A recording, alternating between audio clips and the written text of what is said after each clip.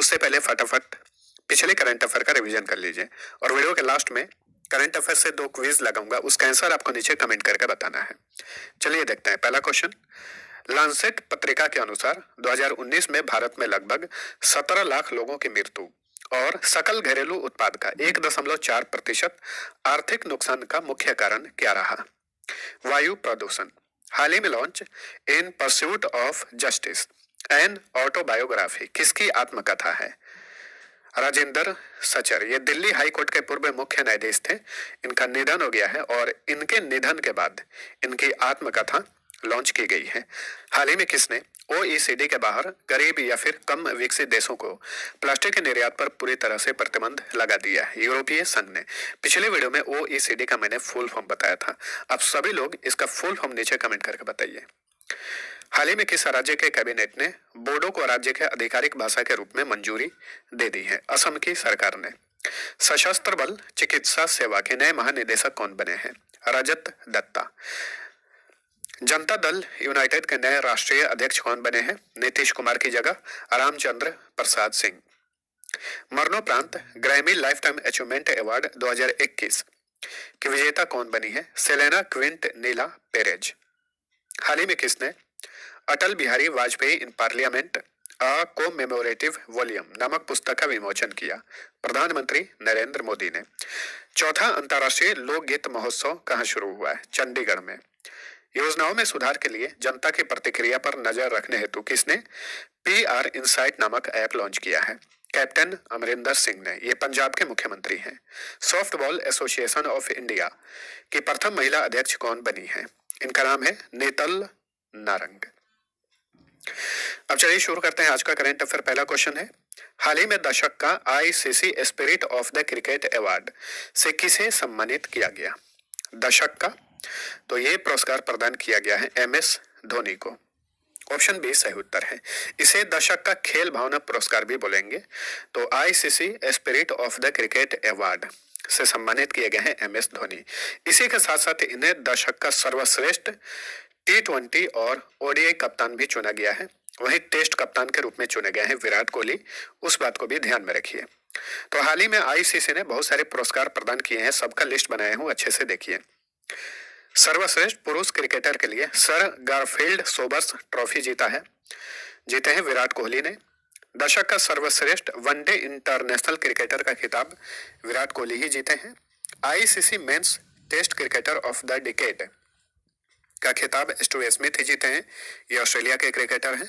ICC best male में T20 player of the decade का खिताब जीते हैं राशिद खान, ये अफगानिस्तान के क्रिकेटर हैं। ICC women's test ODI T20 यानी तीनों फॉर्मेट में क्रिकेटर ऑफ द डिकेड का खिताब एलिस पेरी ने जीता है, ये ऑस्ट्रेलिया की महिला क्रिकेटर हैं। ICC की बात करें तो क्रिकेट की यह अंतर्राष्ट्रीय संस्था है, इसका गठन हुआ था 15 जून 1909 ईस्वी में। हेडक्वार्टर दुबई में है। चेयरमैन है ग्रेग बार्कले को कुछ दिन पहले ही शशांक मनोहर की जगह नियुक्त किया गया है। इसके CEO हैं मनु साहनी। ICC का मोट्टो है क्रिकेट फॉर गुड। नेक्स्ट, केंद्रीय आयुष राज्य मंत्री श्रीपद यसो नाइक द्वारा हाल ही में लॉन्च पुस्तक सूत्र निवेद नाची सूत्र एक अनुभव के लेखक कौन है? ये कोंकणी भाषा में लिखी गई पुस्तक है और इसके लेखक है डॉक्टर रूपाचारी। तो हाल ही में केंद्रीय आयुष राज्य मंत्री श्रीपद यसो नाइक ने इस पुस्तक को लॉन्च किया है। अगला क्वेश्चन देखेंगे, किस भारतीय ने हाल ही में विश्व के सबसे हल्के और छोटे सैटेलाइट का निर्माण किया है? तो इनका नाम है एस रियासतीन। इन्होंने हाल ही में विश्व के सबसे छोटे और हल्के सैटेलाइट का निर्माण किया है। ऑप्शन डी सही उत्तर है। एस रियासतीन कहाँ के हैं? ये तमिलनाडु के हैं। तमिलनाडु के शस्त्र यूनिवर्सिटी के सेकेंड ईयर के छात्र हैं। इन्होंने दुनिया के सबसे हल्के और छोटे सैटेलाइट को बनाया है और इस सैटेलाइट का नाम भी ध्यान में रखिए, एक का नाम है V1 और एक का नाम है V2। इन्होंने ऐसे 2 सैटेलाइट बनाए हैं। यहाँ पे V का मतलब है विजन, ठीक है। और इस सैटेलाइट का साइज है 37 mm और सैटेलाइट का वजन है 33 ग्राम्स। इन दोनों सैटेलाइट को नासा द्वारा 2021 में लॉन्च किया जाएगा। V1 को जून 2021 में और V2 को अगस्त 2021 में नासा द्वारा इसे लॉन्च किया जाएगा। चलिए अगला क्वेश्चन देखते हैं। हाल ही में किस देश ने 2026 के अंत तक चंद्रमा पर पहला परमाणु रिएक्टर स्थापित करने की घोषणा की है? अमेरिका ने। ऑप्शन सी सही उत्तर है।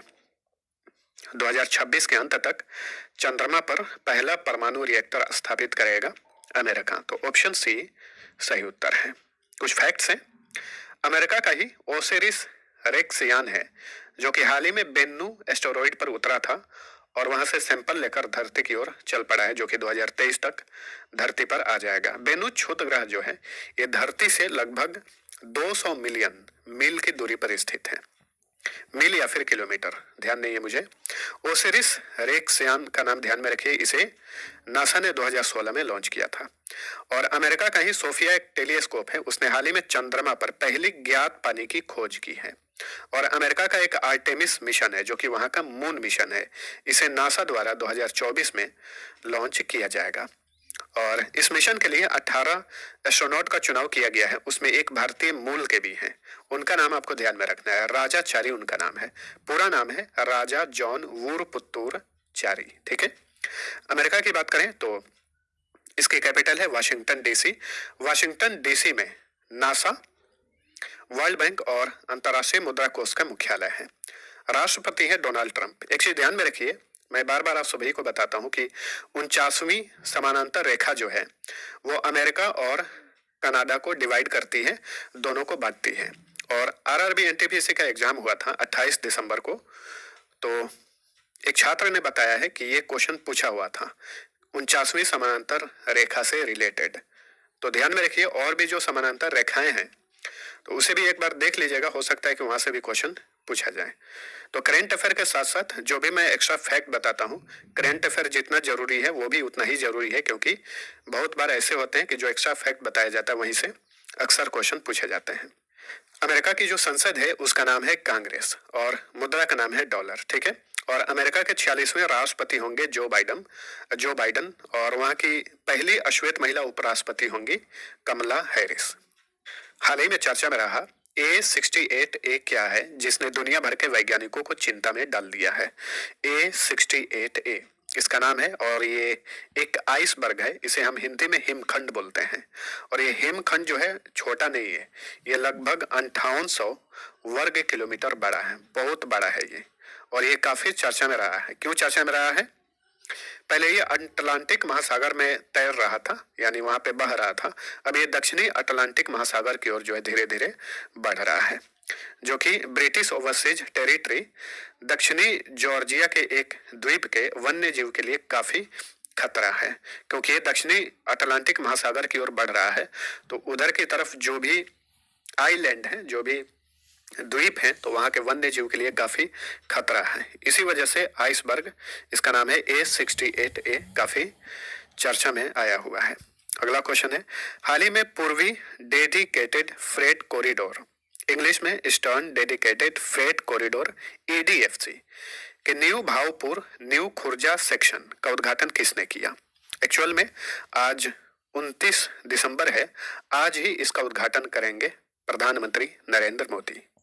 तो ऑप्शन डी सही उत्तर है। इससे रिलेटेड कुछ इंपॉर्टेंट फैक्ट्स हैं। 351 किलोमीटर लंबा ये सेक्शन 5750 करोड़ रुपए की लागत से बनाया गया है। और ये सेक्शन स्थानीय उद्योगों जैसे एल्यूमिनियम उद्योग, डेयरी उत्पादन, कपड़ा उत्पादन या फिर ब्लॉक पेंटिंग, कांच के सामान के उद्योग, हींग उत्पादन इत्यादि के लिए नया अवसर प्रदान करेगा। इसका उद्घाटन पीएम मोदी आज ही करेंगे।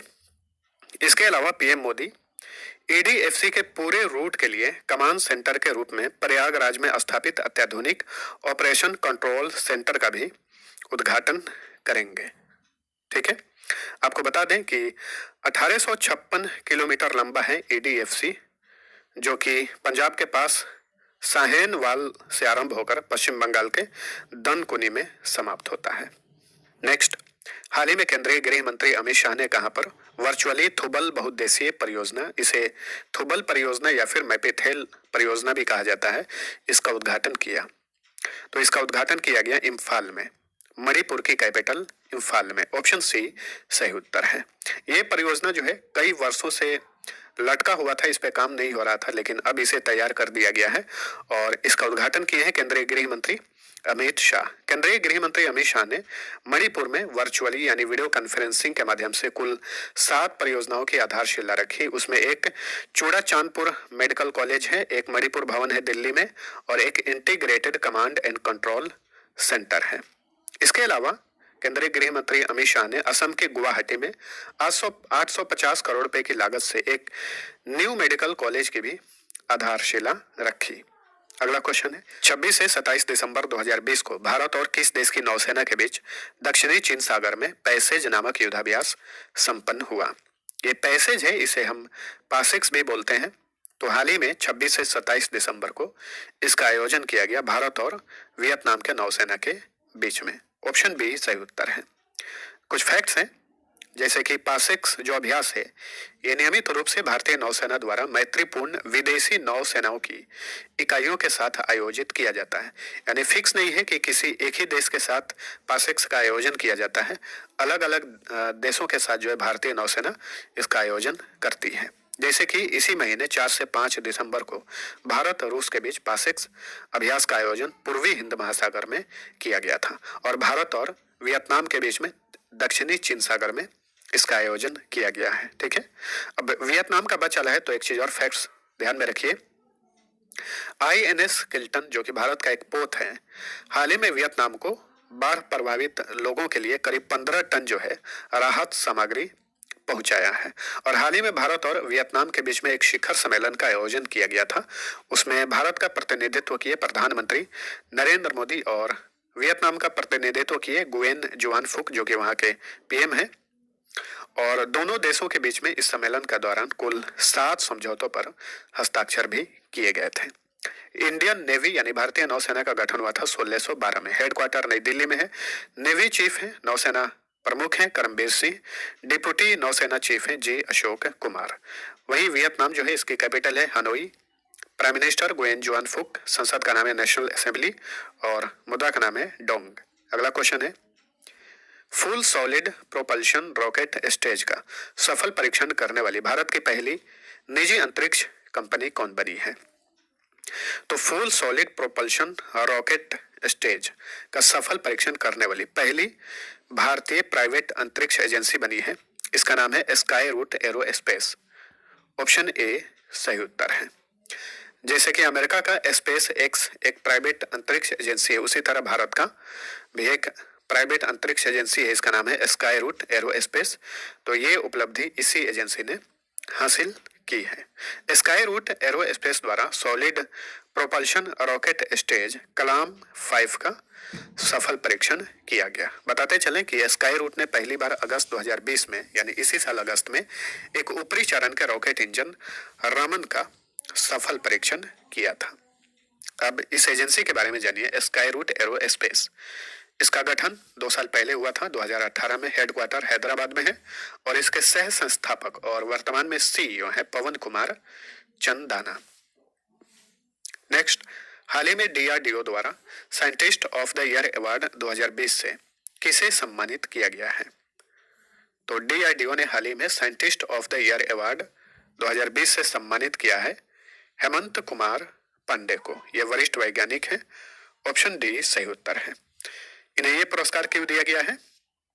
ल्यूकोडर्मा एक बीमारी है, उसके इलाज के लिए लोकप्रिय ड्रग लुकोस्किंग सहित कई हर्बल दवाओं को विकसित करने में इनके योगदान के लिए यह पुरस्कार दिया गया है। तो इस ड्रग का विकास किसने किया है? लुकोस्किंग हेमंत कुमार पांडे ने। इसके लिए DRDO ने इन्हें scientist of the year award 2020 से सम्मानित किया है। DRDO का फुल फॉर्म होता है defence research and development organisation. 1958 में स्थापना की गई थी। हेडक्वार्टर नई दिल्ली में है। चेयरमैन है जी सतीश रेड्डी। NTPC के एग्जाम में सेकेंड शिफ्ट में ये क्वेश्चन पूछा हुआ था कि DRDO के चेयरमैन कौन है। तो अभी मैंने आप सभी को बताया है कि करंट अफेयर तो आप पढ़ते ही हैं, साथ साथ में जो एक्स्ट्रा फैक्ट बताया जाता है उसे भी उतना ही सीरियसली सुनिएगा, क्योंकि जरूरी नहीं है कि करंट अफेयर से रिलेटेड जो आप पढ़ रहे हैं वहीं से क्वेश्चन पूछा जाए। जो एक्स्ट्रा फैक्ट बताया जाता है GK का, वहां से भी क्वेश्चन आते हैं बहुत ज्यादा। ठीक है, तो जो हमारे साथ जुड़े हुए हैं, जो हमारे चैनल पे पढ़ाई करते हैं, वे मैक्सिमम जो है GK और करंट अफेयर जो है सही करके आ रहे हैं। तो जी सतीश रेड्डी चेयरमैन है। मोट्टो है बलस्य मूलम विज्ञानम, इंग्लिश में strength origin is in knowledge. तो ये था हमारा आज का करंट अफेयर। वीडियो पसंद आया है तो लाइक और शेयर जरूर करना। आप लोग लाइक नहीं करते हैं तो लाइक आप लोग जरूर किया करिए, ठीक है। डेली आप लोग लाइक करिए जिससे कि मुझे भी मोटिवेशन मिले। पिछले क्विज का आंसर जानिए। पहला क्वेश्चन था भारत के सबसे बड़े व्यापार संगठनों में से एक एसोचैम के नए अध्यक्ष कौन बने हैं? तो इसका सही उत्तर था ऑप्शन ए विनीत अग्रवाल। दूसरा, पुडुचेरी के नए पुलिस महानिदेशक कौन बने हैं? तो इसका सही उत्तर था ऑप्शन ए रणवीर सिंह कृष्णा। अब चलिए आज का पहला क्विज है। अमेरिका के new Jersey life time achievement पुरस्कार पाने वाले पहले भारतीय अभिनेता कौन बने हैं?